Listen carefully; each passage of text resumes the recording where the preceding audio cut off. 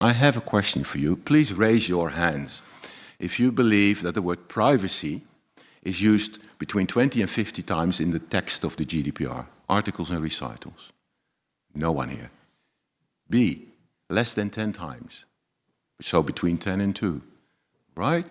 Yeah. Less than 2 times. That's the majority. Not at all, I'll add. Not at all. The word privacy does not appear in the text and recitals of GDPR, and that's also why data protection is so much more. And moving to Uber, one other question also to profile you a bit. Who has ever used Uber? Wow. Delivery, Eats, so okay. So that means that you're an audience that it's pretty well versed in knowing the difference between privacy and data protection and is a bit knowledgeable about Uber. That's helpful because then I know you have this context.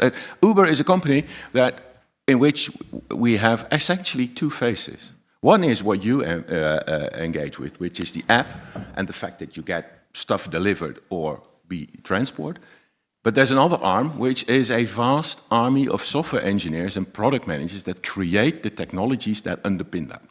So we're not just a taxi company, don't quote me on that, but we're actually a tech company building the technologies to provide that transport. That's very much data-driven. It's all based on personal data. It's also transactional, and it has 2 sides, supply and demand.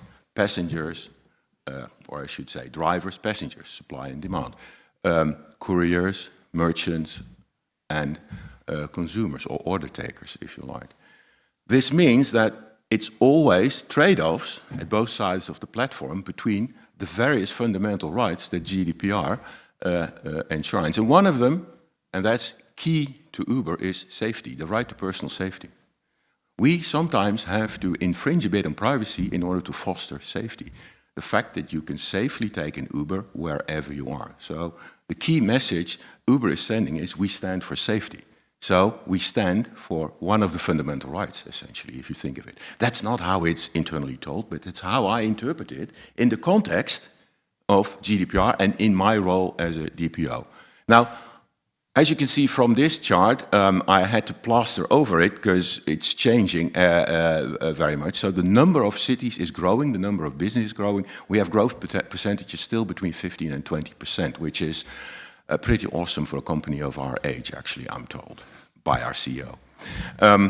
And this means that the privacy role in Uber, which is way bigger than the DPO role, we have a legal team, a privacy legal team, we have privacy engineers, we have privacy product managers, and a lot more.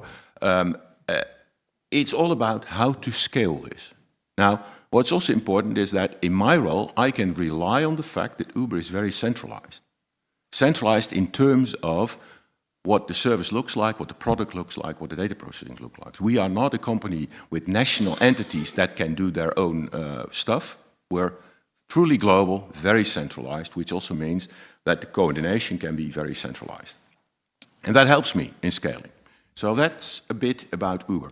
Now, the DPO role at Uber is not ubiquitous. So we are, as a DPO, in these countries where some sort of DPO role exists, either voluntary, either mandatory, either with privacy officer type roles in it and not. And GDPR is kind of the basis for us as the DPO office. So I'm now getting into how we've designed our DPO role and what it looks like. But I'm also the DPO for Uruguay. I'm the DPO for Kenya. I'm the DPO probably, when we get there, for some of these other countries.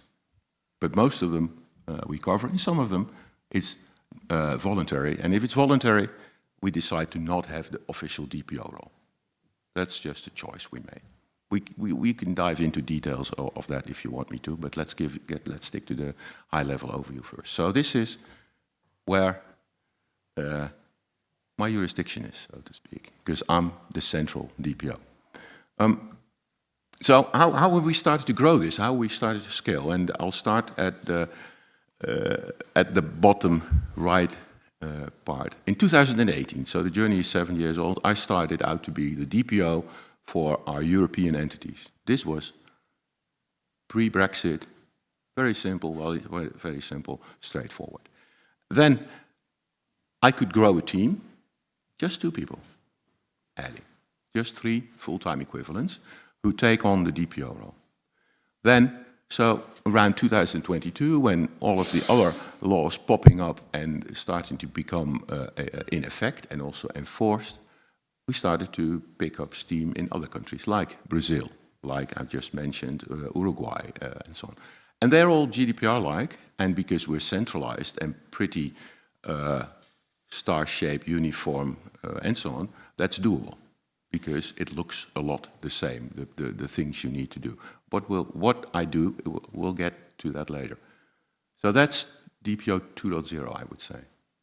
And now we've expanded to all statutory roles, which in the DPO office we organize, but sometimes the tasks are outsourced, either externally or within some of the other teams, but also expanding statutory roles that exist in relation to AI and platform work. And I'm deliberately not mentioning the AI Act or Platform Work Directive in Europe, which is a law that governs data processing in a platform context with workers, because they pop up everywhere in the world, and they're highly interconnected with GDPR, and the activities you need to perform are also highly connected, so it makes sense to have a central orchestration organization of that, which is the DPO office, which does not necessarily mean that the DPO office takes on all of the tasks. Depends a bit on country. Which also means that, actually Stuart had it on the screen, what do DPOs do in the context of AI?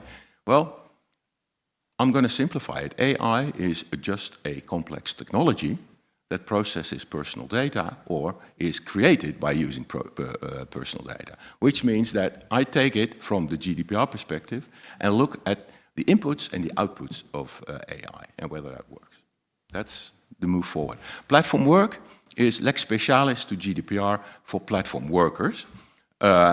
And that will go into effect, I believe, in 1 year after transposition. And there's a lot of additional obligations in the context of automated decision-making systems, which I actually consider to be a robust reading of the GDPR. So more of the same, with a change in the definition of good enough. The definition of good enough goes up. So maybe next year, Stuart, we should talk about the good enough, and how to avoid perfection, because perfection is extremely expensive.